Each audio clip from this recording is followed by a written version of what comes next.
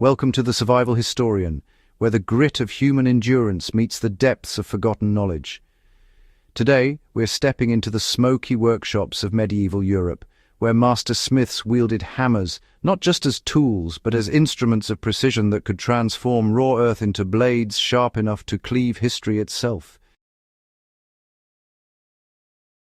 These craftsmen possessed a secret that modern metallurgy has struggled to replicate: the ability to forge steel of extraordinary strength using nothing but renewable charcoal and centuries of accumulated wisdom. This wasn't primitive technology. It was sophisticated alchemy that vanished when the Industrial Revolution's hunger for quantity consumed quality. We're about to unearth exactly how they did it and why we should care. Picture a modern blacksmith standing before his forge, charcoal heaped and glowing, attempting to recreate a 14th century sword using historical texts as his guide. Despite advanced pyrometers and metallurgical knowledge, something eludes him. The steel emerging from his furnace, well, it lacks the peculiar toughness described in ancient accounts. It's that marriage of flexibility and hardness that allowed medieval blades to bend without breaking and to hold their edges through, countless battles. The texts, they speak of charcoal prepared in very specific ways and of furnace designs that seem deceptively simple yet somehow yield inexplicably superior results.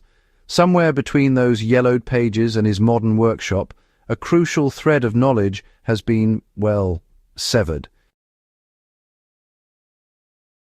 The central mystery isn't really whether medieval steel was superior in all regards to modern alloys, because, honestly, it wasn't.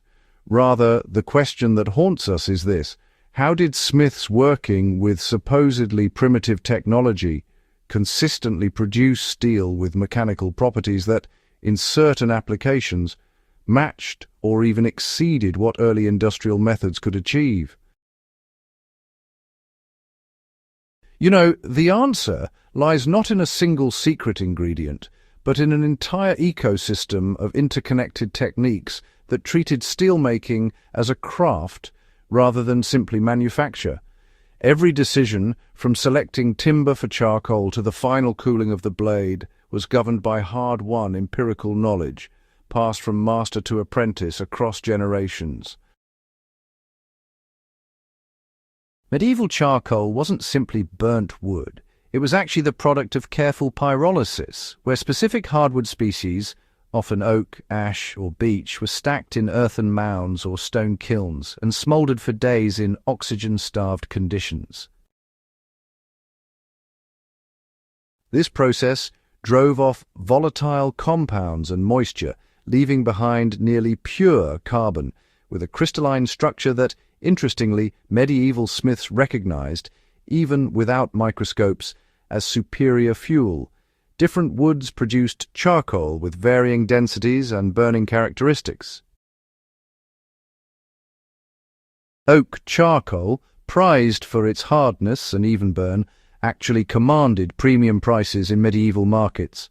The colliers who produced this charcoal were, specialists in their own right, understanding that temperature control during the burn determined whether they'd produce dense metallic ringing chunks or, unfortunately, crumbling, unusable dust.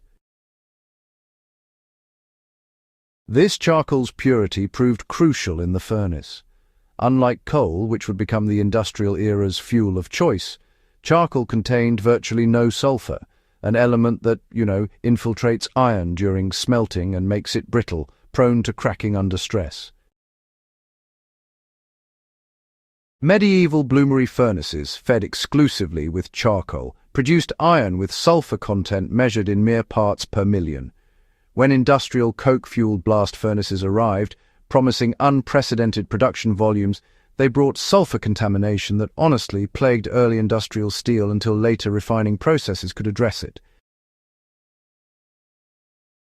So, the medieval method's environmental sustainability, was really rooted in using renewable timber from carefully managed coppiced forests.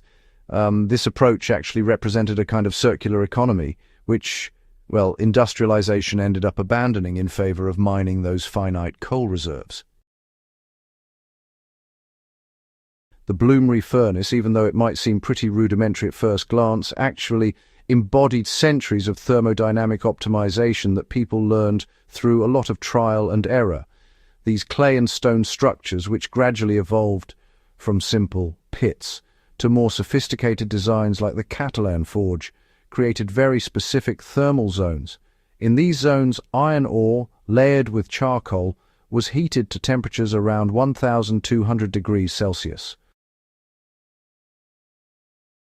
At this intense heat, and in the presence of carbon monoxide produced by the burning charcoal, iron oxide would surrender its oxygen, leaving behind metallic iron that absorbed carbon directly from the surrounding fuel.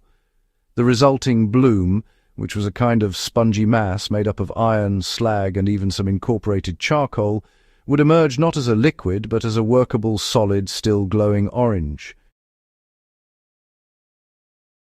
What happened next separated medieval mastery from mere metal bashing.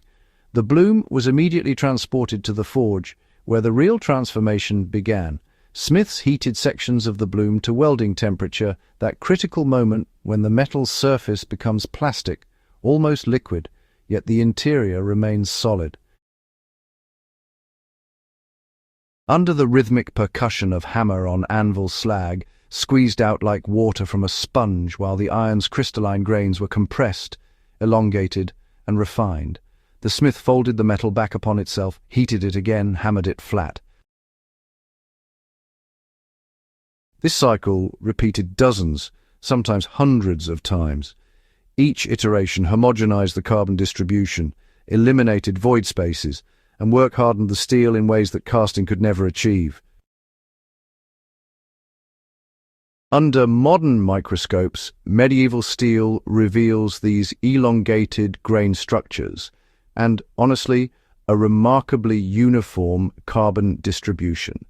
This is the signature of patient, skillful forging that modern metallurgists, recognize as producing exceptional toughness. When researchers subject historically accurate charcoal-forged steel to mechanical testing, the results, they really challenge assumptions about technological progress.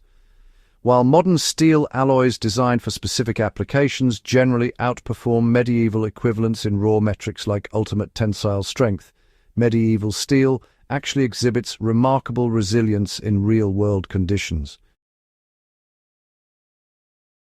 The extensive forging process created what metallurgists call a wrought structure, with fibrous grain patterns that resist crack propagation.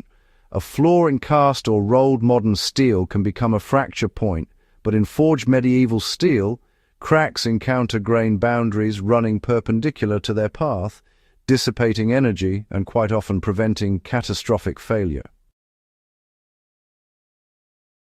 This explains why medieval swords could bend dramatically without snapping, springing back to true. The environmental calculus further illuminates what was lost. Medieval steel production operated within renewable cycles. Coppiced woodlands, where trees were cut but not killed, allowing stumps to sprout multiple new trunks, provided sustainable charcoal feedstock on roughly 20-year rotations. The process was carbon neutral in modern terms. The carbon released during smelting and forging came from recently living trees that had sequestered atmospheric carbon during growth. Today, as steel production accounts for approximately 7% of global carbon emissions, primarily from coal-based reduction processes, researchers are revisiting these medieval principles. Small-scale experimental foundries are exploring whether modern understanding combined with traditional techniques might yield pathways toward genuinely sustainable steel production for applications where ultra-high performance isn't required, but environmental responsibility is paramount. We abandoned these methods not because they were inferior, but because they couldn't scale. Industrialization demanded steel measured in tons per hour, not pounds per week. The blast furnace and Bessemer process offered unprecedented production volumes that built railways, skyscrapers, and modern civilization itself.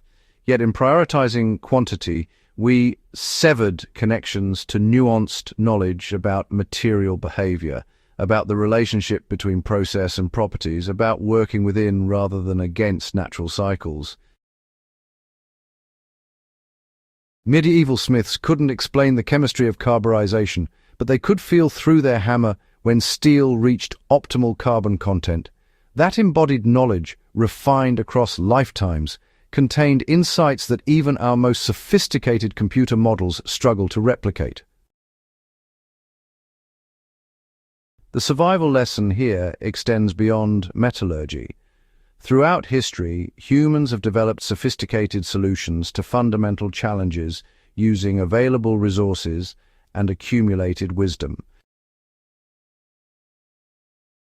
When we dismiss historical methods as primitive simply because they lack our technological vocabulary, we risk losing proven techniques that might address contemporary problems.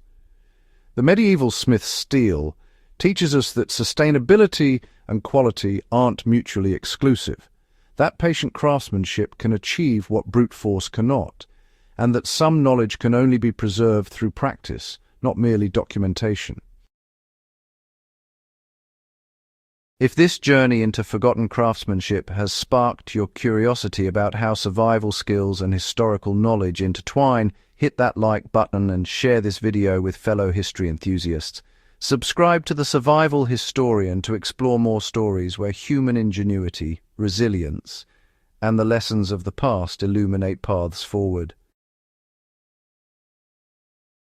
The old masters may be gone, but their steel remains, whispering secrets to those willing to listen.